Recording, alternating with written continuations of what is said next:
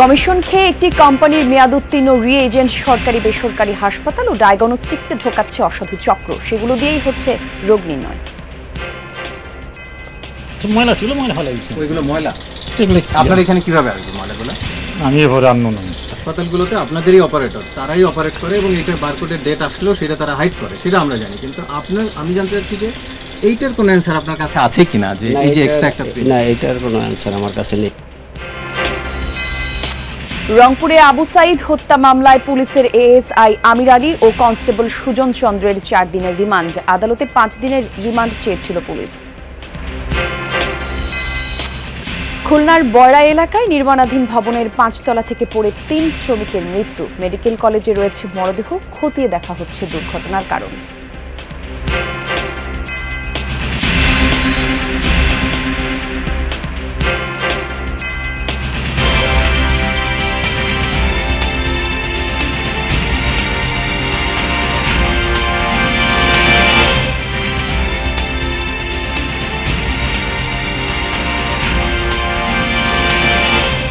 যমুনা নিউজে আমন্ত্রণ আপনাদের সবাইকে। সঙ্গে রয়েছে আমি জান্নাতুল কুলি। শুরুতেই শিরোনামগুলো জানাচ্ছিলাম। সরকারি বেসরকারি হাসপাতাল ডায়াগনস্টিক্সে মেয়াদোত্তীর্ণ রিএজেন্ট সরবরাহ করছে একটি কোম্পানি। সেগুলো দিয়েই দিনের পর দিন চলছে রোগ নির্ণয়। অভিযোগ রয়েছে কমিশনের বিনিময়ে এই কাজে সাহায্য করছেন হাসপাতালের কর্মকর্তা কর্মচারীরা। কোম্পানির অফিসে গোপনে এসব কাজকর্মের ভিডিও ধারণ করলেও ক্যামেরার সামনে তারা অস্বীকার করেছেন। তানভীর মিজানের ক্যামেরায় আরও জানাচ্ছেন রাসেল আহমেদ। সরকারি বেশিরভাগ হাসপাতালের চিত্রই এমন। জানা অজানা রোগ থেকে মুক্তির আশায় চিকিৎসকের শরণাপন্ন হন রোগীরা। রক্ত ও প্যাথোলজি সহ বিভিন্ন পরীক্ষা করানো হয় রোগ ধরতে। কিন্তু রোগ নির্ণয়ে গুরুত্বপূর্ণ সেই পরীক্ষা ঠিক মতো হচ্ছে কি? এটা আসলে কর্তৃপক্ষের দায়িত্ব ঠিক মতো করা। কত টাকা দেওয়া বাইরে করতে পারি না, তার জন্য এখানে একটু সাহায্যের জন্যই আসছি। অনেকগুলো পরীক্ষা আছে, সিবিএস, আরবিএস, তারপর এইচবিএস আছে, ইসিজি আছে। পরীক্ষার সঠিক নির্ভুল তথ্য নির্ভর করে রিএজেন্টের উপর। সরকারি বেসরকারি হাসপাতালে রিএজেন্ট ও মেশিন সরবরাহ করে প্রাইভেট কোম্পানিগুলো। তেমন একটি কোম্পানির 2টি প্রতিষ্ঠান, জেনেটিক ট্রেডিং ও অর্গানিক ইন্টারন্যাশনাল। খবর আসে হাসপাতাল ও ডায়াগনস্টিক সেন্টারে মেয়াদ ফুরিয়ে যাওয়া রিএজেন্ট সরবরাহ করে কোম্পানিটি। সত্যতা যাচাইয়ে ছদ্মবেশে রাজধানীর আসাদগেট এলাকায় কোম্পানির কার্যালয়ে প্রবেশ করে যমুনা টেলিভিশন। দেখা যায় ছাপানো হয়েছে অসংখ্য নকল স্টিকার। আরেকদিকে মেয়াদ উত্তীর্ণ প্যাকেটে স্টিকার তুলে বসানো হচ্ছে নতুন তারিখের স্টিকার। ডাস্টবিনে ফেলে দেওয়া হচ্ছে মেয়াদহীন আসল স্টিকার। এর মধ্যে রয়েছে ভিটামিন ডি সহ রক্তের নানান পরীক্ষায় ব্যবহৃত উপকরণও। এবার জড়িতদের বক্তব্য নিতে চাই। ক্যামেরা দেখেই মেয়াদ উত্তীর্ণ পণ্য স্টিকার সরাতে ব্যস্ত হয়ে পড়েন কর্মীরা। তবুও ধরা পড়ে বেশ কয়েকটি পণ্যের অবৈধ কার্যক্রম। ময়লা ছিল, ময়লা ফেলাইছে। ওইগুলো ময়লা এগুলো আপনার এখানে কিভাবে আসবে ময়লাগুলো? কিভাবে আসছে আপনার এখানে ময়লাটা? আমি এভাবে আনবো না। আমরা অর্ডার দেয়, আমরা কাজ করি, হয়তো আমরা বিভিন্ন হাসপাতালে মালামাল সাপ্লাই দিই। একটা কোম্পানির প্রোডাক্ট বিদেশ থেকে আসছে আপনার, কিন্তু এই যে এক্সট্রা একটা লেভেল আমরা দেখতেছি, এই লেভেলটা কোথেকে আসছে? নর্মালি বিদেশি প্রোডাক্টে তো আপনার লেভেল এখান থেকে আসবে না, কোম্পানির প্রোডাক্ট আসবে, আপনি সাপ্লাই দিয়ে পাঠাই দেবেন হাসপাতালে। না, সেইভাবেই আসে সাধারণত। তো এইটা কোথেকে আসলো? এটা মনে হয় সম্ভবত ওনারা প্রিন্ট দিয়েছেন, কিন্তু এইগুলো আমরা লাগাই না, কারণ আমাদের যতগুলো আইটেম আসে এই বারকোডগুলো সব মেশিন রিড করে। হাসপাতালগুলোতে আপনাদেরই অপারেটর, তারাই অপারেট করে এবং এইটার বারকোডের ডেট আসলেও সেটা তারা হাইড করে, সেটা আমরা জানি। কিন্তু আমি জানতে চাচ্ছি যে এইটার কোনো অ্যান্সার আপনার কাছে আছে কিনা, যে এই যে এক্সট্রা একটা না, এটার কোনো অ্যান্সার আমার কাছে নেই। যেটা কয়েক ধরনের প্রোডাক্ট, এগুলো হাসপাতালে সাধারণত পরীক্ষার জন্য ব্যবহৃত হয়। এর সবগুলোর স্টিকার আলাদা প্রিন্ট করে এখানে লাগানো হচ্ছিল এবং আমাদের দেখেই তারা সবাই এগুলোকে ডাস্টবিনে ফেলে দেওয়ার চেষ্টা করেছেন এবং তার অনেক নমুনা এখানেও আছে। এই যে এখানে বেশ কিছু প্রিন্টের কাটা অংশ, এবং এটি হচ্ছে পুরনো, যেটি অরিজিনাল, অর্থাৎ যেটি আসল যেই স্টিকার সেটি হচ্ছে এটি লেমিনেটেড করা একটি কাগজ, আর এটি হচ্ছে সাদা নর্মাল কাগজে প্রিন্ট দেওয়া। এই দুটি আলাদা, দেখলেই সাধারণত যেহেতু বুঝতে পারবে। এসবের ফাঁকে বেরিয়ে যান কোম্পানির মালিক একেএম কামরুজ্জামান, যিনি বহু বছর ধরে চালিয়ে যাচ্ছেন এই অবৈধ রিএজেন্ট ব্যবসা। না, এটা এই ব্যাখ্যা আমি দিতে পারবো না। এটা সেকশন আলাদা, এই সেকশন আলাদা, এটা আমার না। পরিচয় গোপন রাখার শর্তে জেনেটিকের সাবেক এক কর্মকর্তা জানান, প্রতিষ্ঠানের কর্মকর্তা কর্মচারীদের শিক্ষা জীবনের মূল সনদ আটকে ও বাড়তি কমিশন দিয়ে এসব কাজ করান কামরুজ্জামান। ওদের আলাদা একটা কম্পিউটার সেট আপ আছে, সেখানে যখন যেটা দরকার সেটা সে প্রিন্ট করে নেয়। ধরেন ডেট আছে 23 সালের অক্টোবর পর্যন্ত, সেটা 24 সালের রিএজেন্ট চিপস খুলে 23 সালের অক্টোবরটা লাগিয়ে দিবে, তখন সেট আপটা হয়ে যাবে, তখন কোনো সমস্যা সে ডিটেক্ট করতে পারবে না। গেল সপ্তাহে সরবরাহ করা জেনেটিকের মেয়াদোত্তীর্ণ মালামাল শনিবারও ছিল বিভিন্ন হাসপাতালে। বিএসএমএমের বায়োকেমিস্ট্রি বিভাগের ফ্রিজেও পাওয়া গেল সেসব উপকরণ। নবনিযুক্ত বিভাগীয় প্রধান জানিয়েছেন ব্যবস্থা নেবেন তিনি। তো ডেট এক্সপায়ার্ড রিয়েজেন্ট দিয়ে আমরা কখনোই ল্যাবে কোনো টেস্ট আমরা অ্যালাউ করি না, করতে পারিও না। এটা দিস ইজ ক্লিয়ার। এখন আমি একটু দেখে নিই, একটু বুঝে নিই বিষয়টা কি, কারণ এটা তো মানে গুরুতর অভিযোগ, এটা তো মানে কি বলে অবহেলা করা যাবে না। বায়োকেমিস্ট ও প্যাথোলজিস্টরা বলছেন, মেয়াদোত্তীর্ণ রিয়েজেন্ট দিয়ে প্রকৃত রোগ বা সমস্যা ধরা কোনোভাবেই সম্ভব নয়।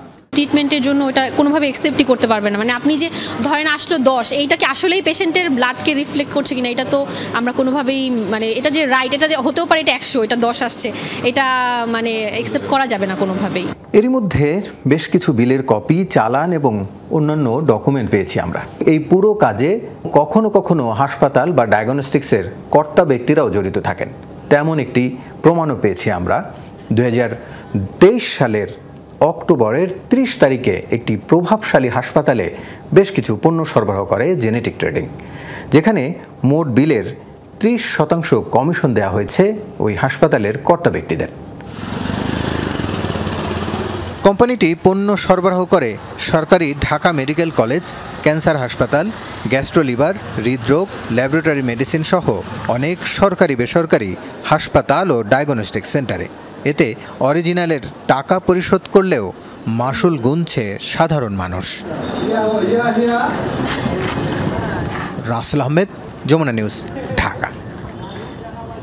দর্শক, সংবাদের শিরোনামে আপনাদের জানাচ্ছিলাম, খুলনার বয়রা এলাকায় নির্মাণাধীন কর ভবনের 5 তলা থেকে পড়ে 3 শ্রমিকের মৃত্যু হয়েছে। মেডিকেল কলেজে রাখা হয়েছে তাদের মরদেহ। আর এই বিষয়ে আরও কিছু বিস্তারিত তথ্য আমাদেরকে জানাবেন সহকর্মী প্রবীর বিশ্বাস, সরাসরি আমাদের সঙ্গে যোগ দিচ্ছেন তিনি। প্রবীর, একটু জানাবেন নিহত শ্রমিকদের নাম পরিচয় জানা গেল কিনা, আর ঠিক কিভাবে এই দুর্ঘটনাটা ঘটলো সে ঘটনা জানতে পেরেছেন কি? নামগুলো আমরা জেনেছি, কলি, মামুন, আশরাফুল এবং রাব্বি। এদের দুজনের বাড়ি পঞ্চগড় জেলাতে, যারা ওই অঞ্চল থেকে এসে এই অঞ্চলে বিভিন্ন যে উন্নয়ন প্রকল্পগুলো রয়েছে সেই প্রকল্পগুলোতে তারা প্রতিদিনকার মতো সকাল থেকেই কাজ করতে এসেছিল এবং সকাল 9টার দিকে এই দুর্ঘটনা ঘটে। অন্য যে সমস্ত শ্রমিকরা রয়েছে তারা আমাদেরকে জানিয়েছে প্রতিদিনকার মতো তারা যখন উপরে কাজ করছিল এবং ভাড়া দিয়ে বাঁশ বা চটা এই জাতীয় জিনিস দিয়ে যে ভাড়া দিয়ে তারা কাজ করে, সেটি ভাড়াটা হঠাৎ করেই ভেঙে তারা নিচে পড়ে যায় এবং নিচে পড়ে যেয়েই কিন্তু তাদের মৃত্যু হয়। তারপরে তাদেরকে যে খুলনা যে মেডিকেল কলেজ হাসপাতালের ফরেনসিক বিভাগের যে মর্গটি রয়েছে সেখানে নিয়ে আসে এবং তারা বলেছে যে এটি একটু অসাবধানতা বশত অথবা দুর্ভাগ্যক্রমে তারা পড়ে গিয়েছে এবং যে সমস্ত নির্মাণ শ্রমিক, অন্য যে সমস্ত নির্মাণ শ্রমিক এখানে রয়েছে তারা যেটি জানিয়েছে, তারা ওই অঞ্চল থেকে অনেক মানুষই কিন্তু খুলনাতে কাজ করে। সেই কারণে খুলনার যে বিভিন্ন উন্নয়ন প্রকল্পগুলো রয়েছে সেই প্রকল্পগুলোতে তারা কিন্তু দীর্ঘদিন ধরে এই কাজ করে আসছে। এমন একটি দুর্ঘটনা আসলে তাদের মধ্যে শোকের ছায়া নেমে আসছে। দেখতে পাচ্ছেন যে বিভিন্ন নির্মাণ শ্রমিক যারা ওইখানকার রয়েছে তারা মর্গের এখানে এসে ভিড় করছে, তবে এখানে এখনো পর্যন্ত কোনো পুলিশ প্রশাসনের পুলিশ প্রশাসনের লোক আমরা দেখতে পাইনি। শুধুমাত্র যারা তাদের সহকর্মী যারা ওখানে কাজ করে তারা আমাদেরকে জানিয়েছে যখন ভাড়াটিতে বেঁধে তারা কাজ করছিল সেই সময় হঠাৎ করেই সেই ভাড়াটি ভেঙে আসলে তারা নিচেই পড়ে যায়, তারপরে তাদের মৃত্যু হয় এবং এদের বয়স 22 থেকে হয়তো 30-32 বছরের মধ্যে হবে। তারা দীর্ঘদিন ধরেই এখানে কাজ করছে এবং অন্য শ্রমিক যারা রয়েছে তারা বলেছে প্রতিদিনকার মতো কাজ করতে আসার ফলে এমন একটি। জি, ধন্যবাদ আপনাকে প্রবীর। রংপুরে আবু সাইদ হত্যা মামলায় পুলিশের এএসআই আমির আলী এবং কনস্টেবল সুজন চন্দ্রের 4 দিনের রিমান্ড মঞ্জুর করেছেন আদালত। সকালে তাদের জেলা দায়রা জজ আদালতে তোলা হলে 5 দিনের রিমান্ড আবেদন করে পুলিশ। এ ব্যাপারে আরও কিছু তথ্য জানবো আদালত প্রাঙ্গণ থেকে আমাদের সহকর্মী মাজহারুল মান্নান আমাদের সঙ্গে যোগ দিচ্ছেন। মাজহার, একটু জানাবেন সাইদ হত্যা মামলায় রিমান্ড শুনানির ব্যাপারে আপনি কি তথ্য জানতে পারলেন, আর সেই সাথে জানতে চাই আসামি পক্ষের কোনো আইনজীবী ছিলেন কিনা? কলি, আপনাকে যদি শেষ প্রশ্নের উত্তরটি দিতে চাই যে আবু সাইদের যেই হত্যা মামলায় যে গ্রেপ্তারকৃত যে এএসআই আমির আলী এবং যে কনস্টেবল সুজন, তাদের পক্ষে কিন্তু কোনো আইনজীবী ছিল না। এটি নিশ্চিত করেছেন যে পিবিআই এর যে পুলিশ সুপার এবং যিনি এই মামলা তদন্ত কর্মকর্তা জনাব এবিএম জাকির হোসেন।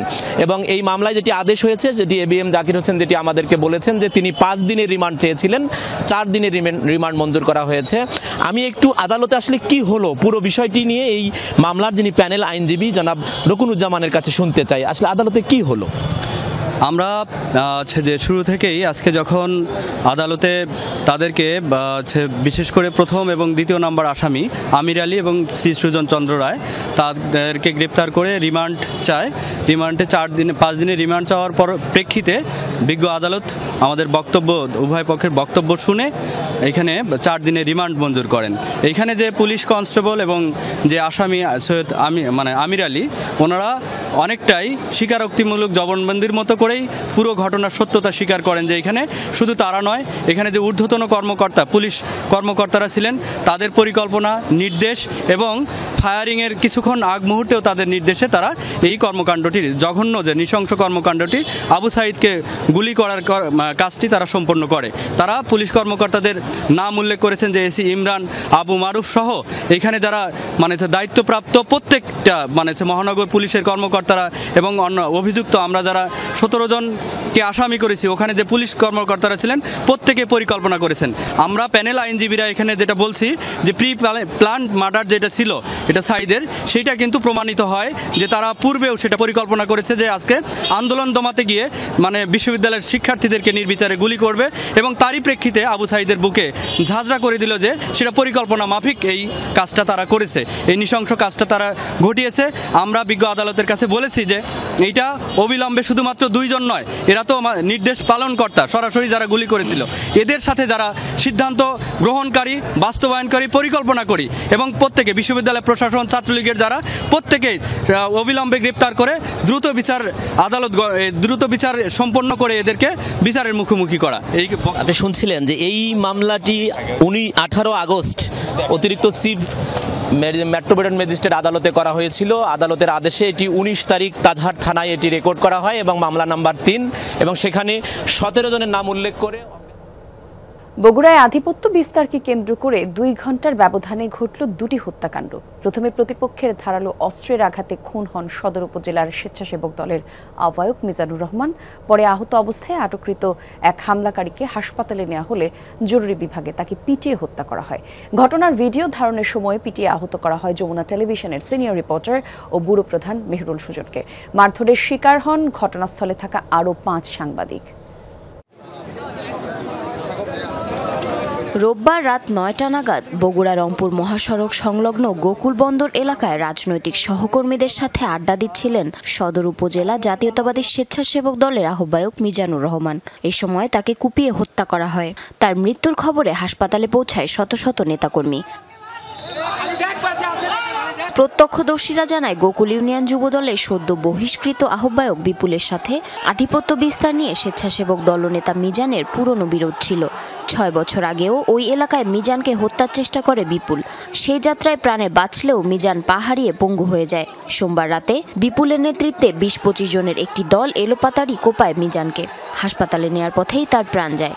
দেখি যে আমাদের অফিসের দক্ষিণ পাশে দেখি পড়ে আছে, দেখার পরে দেখি যে এগুলো মাথার এগুলো আর নাই, মনে করেন মাথাতে গিয়েছে। দলীয় নেতারা বলছেন শৃঙ্খলা ভঙ্গের অভিযোগে কয়েকদিন আগে ইউনিয়ন যুবদল নেতা বিপুলকে বহিষ্কার করা হয়। ধারণা পূর্ব বিরোধের জের আর বহিষ্কারের ক্ষোভ দুটোরই বহিঃপ্রকাশ ঘটাতেই এই হত্যাকাণ্ড। ও দীর্ঘদিন হলো ইনঅ্যাক্টিভ ছিল আর আওয়ামী লীগের ভোট করছে, বিভিন্ন অভিযোগ আমাদের কাছে ছিল। এই কারণে আমরা ওকে দল থেকে দলের শৃঙ্খলা ভঙ্গ করার কারণে তাকে বহিষ্কার করা হচ্ছে। কুলাঙ্গারদের দৃষ্টান্তমূলক শাস্তি চাই এবং সর্বোচ্চ শাস্তি চাই, সর্বোচ্চ শাস্তি চাই। এটাই আমার চাওয়া। আমি ছিলাম স্বেচ্ছাসেবক আহ্বায়ক হিসেবে আমি এটাই চাই, আর কিছু চাই না আমি। মিজানের মৃত্যুর খবরে রাত 11টায় হাসপাতাল চত্বর যখন দলীয় নেতাকর্মীতে ভরা, সে সময় পুলিশের গাড়িতে হাসপাতালে আনা হয় হত্যাকাণ্ডে অভিযুক্ত আটক সালমান হোসেন নামে বিপুলের এক আহত সহযোগীকে। তাকে জরুরি বিভাগে নেওয়া হয়, কিন্তু সেখানেই বিক্ষুব্ধ নেতাকর্মীরা ঢুকে সালমানকে এলোপাতাড়ি পিটিয়ে মারে। এই ঘটনায় ভিডিও ধারণ করতে গেলে স্বেচ্ছাসেবক দলের নেতাকর্মীরা বেধড়ক পিটিয়ে আহত করে যমুনা টেলিভিশনের বগুড়া ব্যুরো প্রধান মেহেরুল সুজন সহ 5 সাংবাদিককে। ঘটনা একেবারে প্রাথমিক পর্যায়ে আছে, কারা করছে, কিভাবে করছে আমরা বিস্তারিত জেনে যারা দুষ্কৃতকারী সবাইকে গ্রেপ্তার করা হবে, আইনের আওতায় আনা হবে। সরকার পতনের পর গেল 1 মাসে দলীয় শৃঙ্খলা ভঙ্গের অভিযোগে বিএনপি ও অঙ্গ সংগঠনের অন্তত 10 জনকে বহিষ্কার করেছে বগুড়া জেলা বিএনপি। তবে অন্তর্বর্তী সরকারের আমলে আধিপত্য বিস্তারকে কেন্দ্র করে এই প্রথম প্রতিষ্ঠাতা জিয়াউর রহমানের জেলায় ঘটল হত্যাকাণ্ড। জারিন অর্নি, যমুনা নিউজ। শেরপুরে তুচ্ছ ঘটনাকে কেন্দ্র করে দুই পক্ষের সংঘর্ষে 2 জন নিহত হয়েছেন, আহত কমপক্ষে 20 জন। সোমবার রাতে গৌরীপুর ও খোয়ারের পাড় এলাকায় এই 2 কিশোর গ্রুপের কথা কাটাকাটি থেকে ঘটনার সূত্রপাত। স্থানীয়রা জানায়, তুচ্ছ ঘটনাকে কেন্দ্র করে বাগবিতণ্ডায় জড়ায় কিশোররা, যা হাতাহাতিতে গড়ায়। পরে মাইকে ঘোষণা দিয়ে দেশীয় অস্ত্র নিয়ে সংঘর্ষে জড়ায় 2 মহল্লার বাসিন্দারা। ঘটনাস্থলে গিয়ে পরিস্থিতি নিয়ন্ত্রণে আনে সেনাবাহিনী এবং পুলিশ। আহতদের উদ্ধার করে হাসপাতালে নেওয়া হলে একজনকে মৃত ঘোষণা করেন চিকিৎসক। সকালে চিকিৎসাধীন অবস্থায় ময়মনসিংহ মেডিকেল কলেজ হাসপাতালে আরও একজন প্রাণ হারান। জিপিএইচ কোয়ান্টাম B600TR বাংলাদেশের উচ্চ শক্তি সম্পন্ন একমাত্র রড। বন্যার পানি ধীরগতিতে কমলেও দুর্গতদের দুর্ভোগ কমেনি, বাড়ছে নানা ধরনের রোগবালাই। লক্ষ্মীপুরে বন্যা পরিস্থিতির উন্নতি হলেও বিভিন্ন ইউনিয়নে প্রায় 5 লাখ মানুষ এখনো পানিবন্দী। তলিয়ে আছে ঘরবাড়ি আর সড়ক। পানি নামলেও দীর্ঘস্থায়ী জলাবদ্ধতার আশঙ্কা করছেন পানি উন্নয়ন বোর্ড। নোয়াখালীর 5 উপজেলার অনেক এলাকায় এখনো বন্যা। কুমিল্লায় কয়েক লাখ মানুষ পানিবন্দী, ডুবে রয়েছে ফসলের ক্ষেত, সড়ক। তবে যেসব এলাকায় পুরোপুরি পানি নেমেছে সেখানকার বাসিন্দারা বাড়ি ফিরেছেন। দোনেৎস্কের আরও একটি এলাকা দখলে নিয়েছে রাশিয়া। সোমবার এই দাবি করল রুশ প্রতিরক্ষা মন্ত্রণালয়। দাবি, 20 ঘন্টায় রুশ হামলায় নিহত হয়েছে ইউক্রেনের প্রায় 650 সেনা।